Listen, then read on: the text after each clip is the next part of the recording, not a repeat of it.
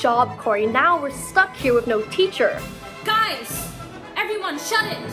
Can't we just get along for once? For what it's worth, I'm sorry. And I'm sorry for calling you an annoying nerd, Mikey. I shouldn't have kept on fiddling with my cube, I guess. Sorry too, Corey. Some of that was uncalled for.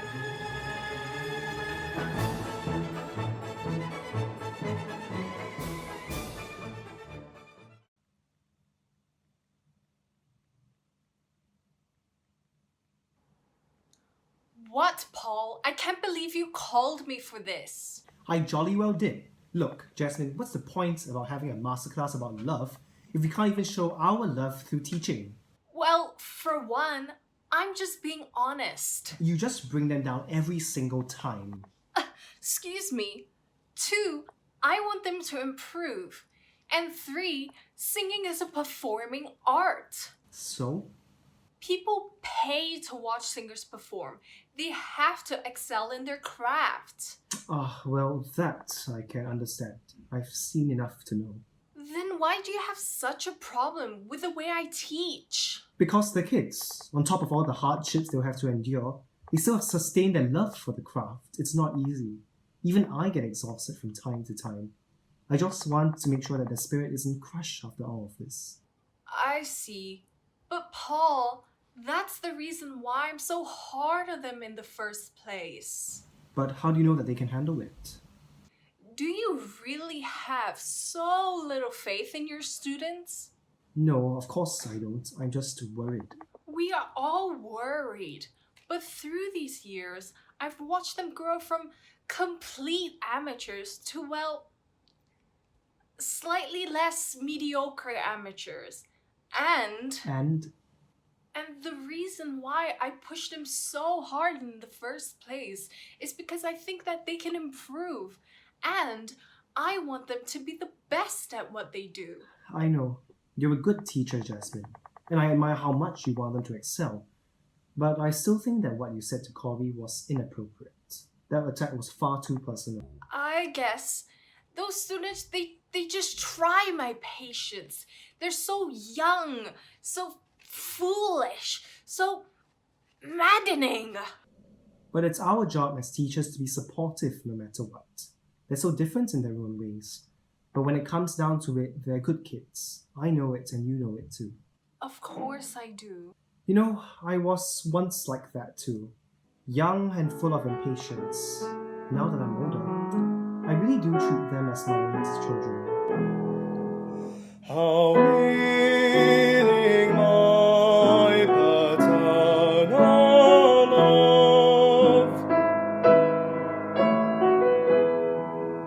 the weight to share a filial care,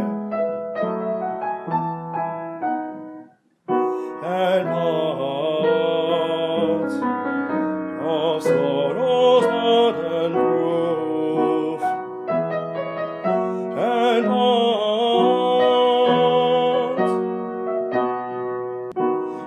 part of sorrow's burden proof.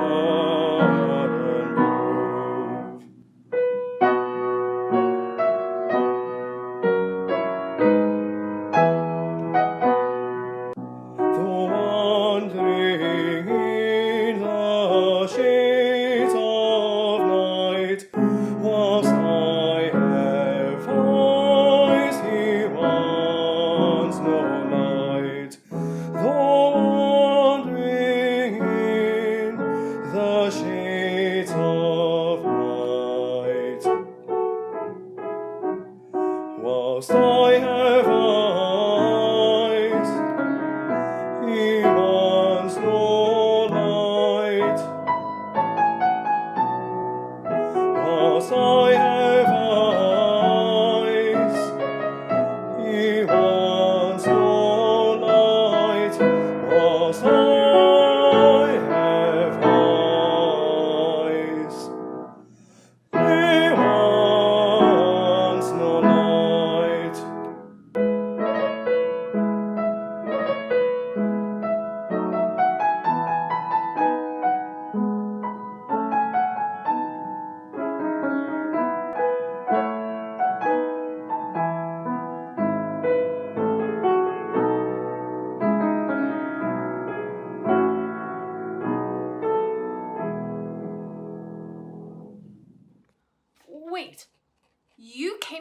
talk to me. What happened to the masterclass? I told them to excuse us a moment. I thought it'd take us shorter than a full aria for me to convince you. I was already convinced. You were the one who burst out into song for no reason. Well... What do you think this is? A musical? No, but... Did you really just leave a bunch of teenagers in a call? Alone? Are you crazy? They tear each other to shreds! What happened to having faith in our students? Oh, forget that. How are we going to get back onto the Zoom call? I thought you'd know how. That's not how it works, Boomer. Lol, you just call Mr. Xiao a boomer. What? So true. How did y'all... I sent the invite out to everyone.